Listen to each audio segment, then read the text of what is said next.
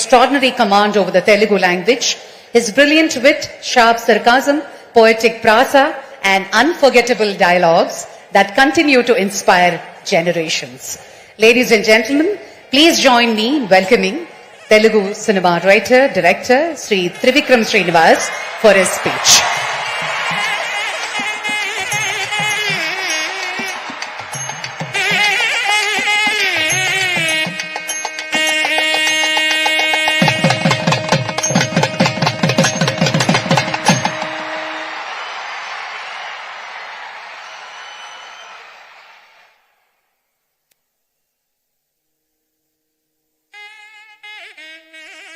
Excellency,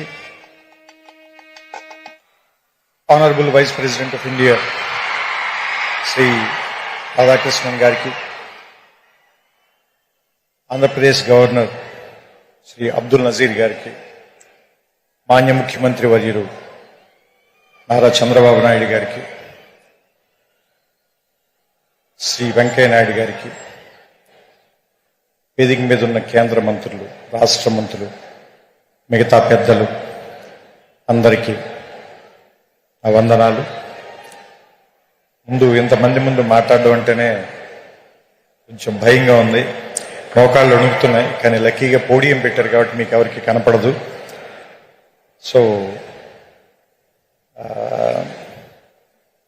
ఇక్కడ మాట్లాడే అర్హత నాకు ఎంత ఉందో నాకు తెలియదు. ఇంకా కేవలం ఇక్కడ నేను కూడా ఒక పూర్వ విద్యార్థిని అనేటువంటి ఒక అభిమానంతో పిలిచినట్టున్నారు. బేసిక్గా విశ్వవిద్యాలయం మీద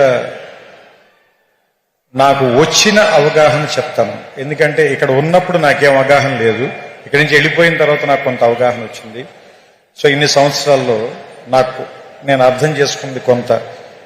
ఇక్కడ నేను ఇంకా ఏం నేర్చుకుని ఉంటే బాగుండుండేది అని నాకు అనిపించింది కొంత మీకు చెప్పే ప్రయత్నం చేస్తాను.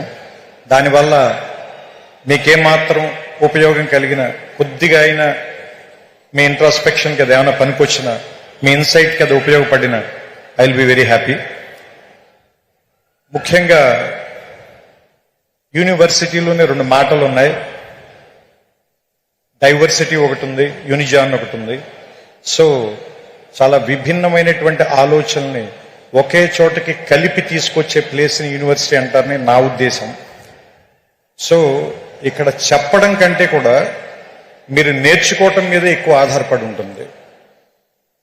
ఎందుకంటే నాకు సంబంధించినంత వరకు విద్య అంటే ఎక్కడో ఉన్నదాన్ని, లేదంటే మీకు కనబడం దాన్ని మీకు తీసుకొచ్చి ఇక్కడ నేర్పించడం కాదు. మీ ఎదురుకుండానే ఉన్నదాన్ని మీరు అప్పటిదాకా ఆ దృక్కోణంలో చూడడం, దాన్ని మిమ్మల్ని తీసుకొచ్చి అక్కడ నుంచోబెట్టి చూపించటం. నాకు సంబంధించినంత వరకు నేనైతే ఇలా అర్థం చేసుకున్నాను. ఎందుకంటే మీరు అబ్జర్వ్ చేస్తే ఫిజిక్స్లో ఒక సూత్రం ఉంది, చాలా బేసిక్ సూత్రం, E=mc².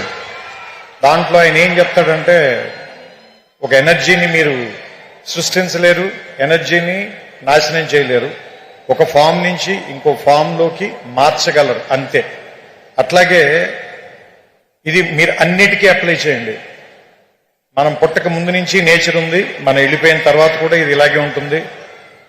మనం పుట్టక ముందు నుంచి ఈ విషయాలన్నీ ఇక్కడే ఉన్నాయి, మనం కనిపెట్టక ముందు నుంచి ఇవి ఇక్కడే ఉన్నాయి, మనం కనిపెట్టకపోయినా ఇక్కడే ఉంటాయి. మన తర్వాత వేరే వాళ్ళు ఎవరో వాటిని చూస్తారు.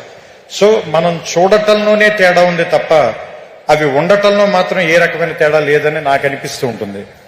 సో ఆ ఉన్న వాటిని చూడటం నేర్చుకోవటానికి పనికొచ్చేటువంటి ఒక వేదికగా యూనివర్సిటీని భావించాలని మీ అందరికీ నేను చెప్తున్నాను. ఎందుకంటే ఇది ఒక విశాలమైన ప్రాంగణం.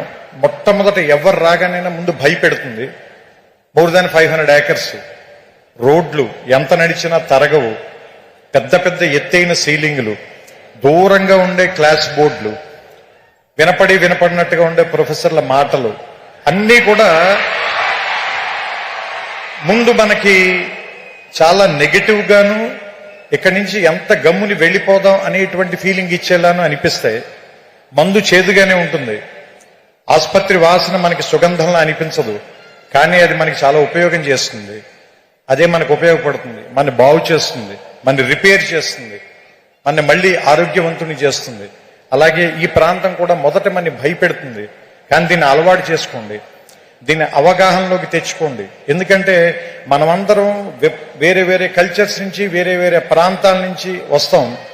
మనకందరికీ ఎలా ఉంటుందంటే మన భాష గొప్పది, మన మాటే గొప్పది, మన మాండలికమే గొప్పది, లేదంటే మన తిండే గొప్పది, మన అలవాట్లే గొప్పవి అనేటువంటి ఒక భావంలో మనం ఉంటాం. ఇక్కడికి వచ్చిన తర్వాత వేరే విషయాలను కూడా యాక్సెప్ట్ చేయటం అనేటువంటిది నేర్పటానికే ఈ ప్లేస్ ఉంది. అందుకే దాదాపుగా మోర్ దాన్ 130 కంట్రీస్ నుంచి ఇక్కడికి ఎందుకు జనాన్ని పిలిపిస్తారు, వాళ్ళందరికీ కూడా ఎందుకు ఈ ప్రోగ్రాంలు పెడతారు, వాళ్ళందరినీ కూడా ఇక్కడికి ఎందుకు కలుపుతారు అంటే, ఫస్ట్ అందరినీ కలవటం మూలంగా మీకు చాలా విషయాల మీద మీకుండేటువంటి ఆలోచనలో మార్పు వస్తుంది. కాబట్టి కలవడం మూలంగానే గెలవడం అనేది జరుగుతుంది ఏ మనిషికైనా సరే. సో నేను ముగించే ముందుగా ఒకే ఒక మాట చెప్తాను. ఈ ఆంధ్ర యూనివర్సిటీ సింబల్లోనే ఉంటుంది తేజస్వినా వధీతమస్తు మా విద్విషామహే అని.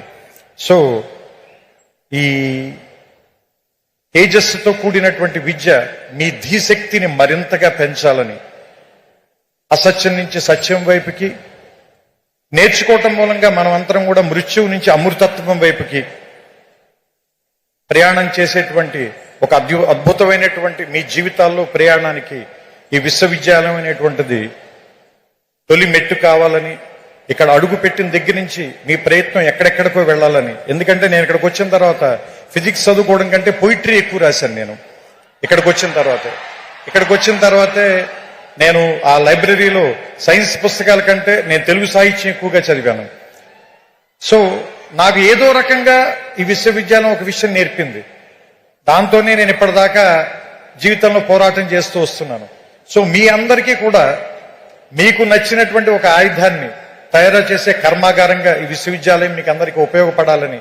ఎందుకంటే ఇక్కడ ఉన్నటువంటి పైన ఉన్న డిగ్నిటరీస్ అందరూ కూడా ఒకళ్ళు వ్యాపార రంగంలో, ఒకళ్ళు రాజకీయ రంగంలో, మరొకళ్ళు ఏమంటారు దాన్ని దేశ విదేశాలకు వెళ్ళి రకరకాల ప్రాంతాల్లోకి వాళ్ళ తాలూకు ధీశక్తితో ముందుకు వెళ్ళారంటే వాళ్ళ ప్రయాణం మొదలు పెట్టినటువంటి మొదటి ప్రాంతం మాత్రం ఇదే.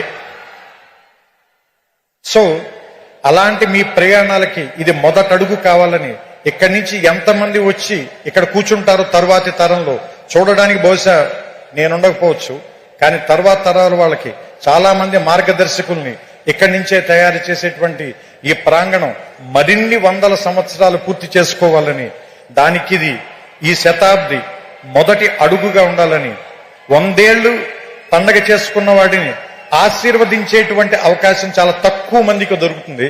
అలాంటి ఆశీర్వాదాన్ని నేను చేస్తూ ఈ మాటల్ని ముగిస్తాను. శతాయుష్మాన్ భవ ఆంధ్ర యూనివర్సిటీ. నమస్కారం.